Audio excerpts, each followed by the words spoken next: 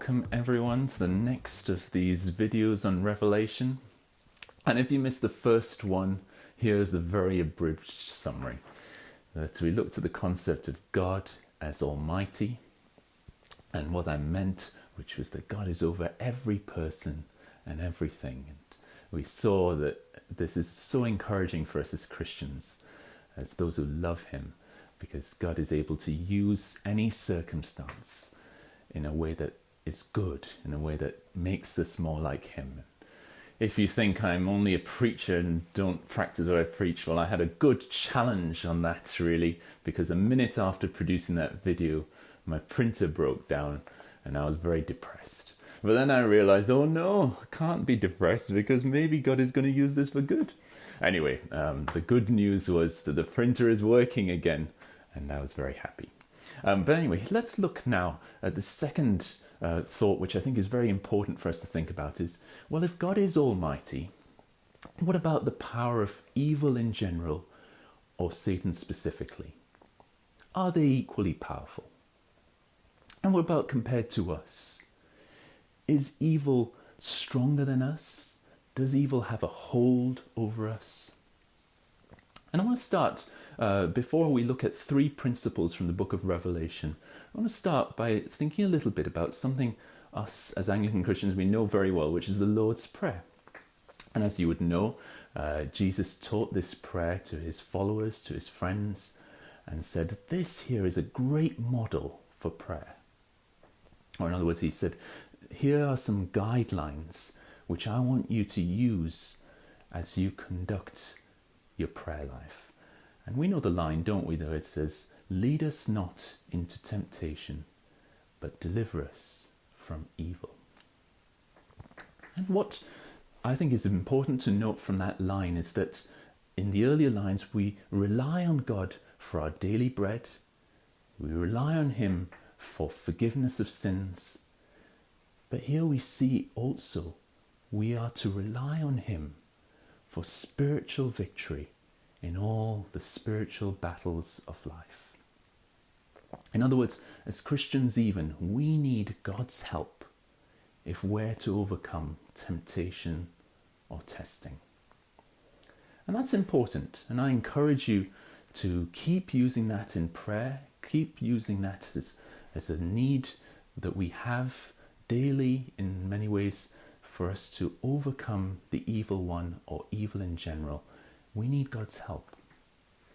But here are the three principles from the book of Revelation, which I think is equally important to bear in mind about evil's power or lack of. Here's the first. Power of evil can only function with divine permission. And the place where we see that, and sorry, I'm going to throw a lot of references, so feel free to scribble them down if you find that helpful. But this first reference comes from Revelation 13. And if you do a quick search, you'll notice the phrase, evil was given. Evil was given. And it appears 5 times. And so we see evil was given power. We see evil was given authority. You see, evil was given power to perform signs, power of the mouth to utter proud words. But that phrase was given is so encouraging, isn't it? That the various forms of evil, they're only able to function with divine permission. And I think that's a very important concept for us to really understand. That really when we see evil functioning, God remains in control. We see that again in Revelation 17, where these cities, which were firstly independent and refused God and pushed Him out, actually we see later when they're destroyed by evil itself, in verse 17, chapter 17, it says, for God had put it into the evil forces' hearts to accomplish His purpose. He is ultimately in charge. The second principle, which I think is really important for us to grasp, is this, that evil's power, it only works at the time when God chooses. We see that particularly when we're told about the suffering end-time church.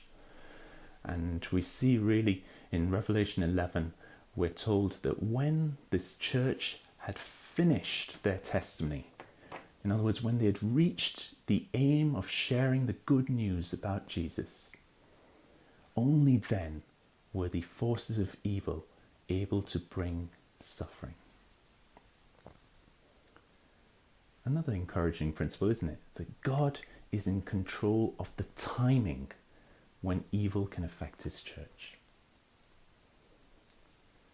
And I think probably the final and the most important and the most encouraging last principle is this that comes through from the book of Revelation, that ultimately evil will all be totally and easily destroyed.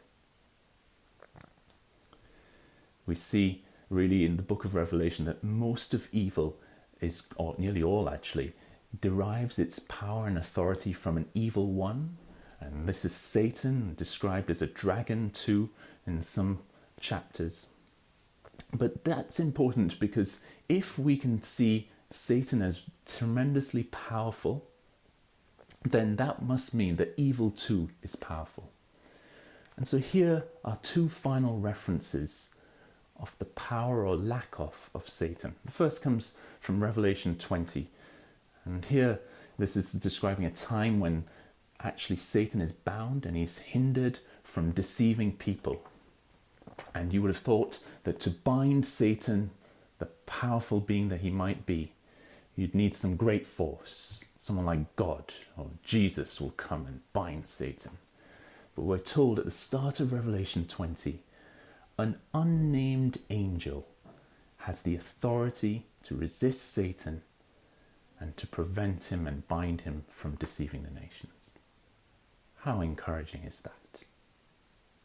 Not only that, later on in the chapter, Satan is released and he has this chance with all his armies and forces, and he comes and he marches against God. And we're getting ready and we think, oh, there's going to be this massive battle, and maybe some of God's forces will be lost, and and hopefully Satan will finally be defeated. Well, actually, there's not even the appearance of a battle. The thing is that God and his power is so overwhelming that we're told that fire came down from heaven and destroyed them. There's not even a battle. And that is encouraging, isn't it? So when it comes to evil and its power compared to God's, it's no match. And so I want to encourage you to keep praying daily, if you can, that God would enable you to resist the testing and temptation, because we know that evil is stronger than us independently.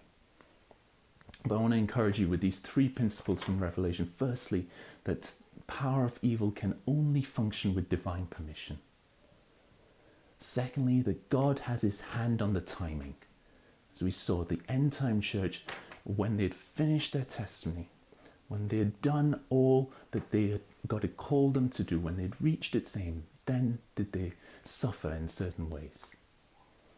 But finally, we can be assured that ultimately God will destroy all evil and it'll be easy for him. So let's just pray. I hope that was encouraging. Father, even now I just pray, Lord, that you would give us the strength, that you would equip us by your Spirit, even today, Lord, to resist the testing and the temptation from the evil one.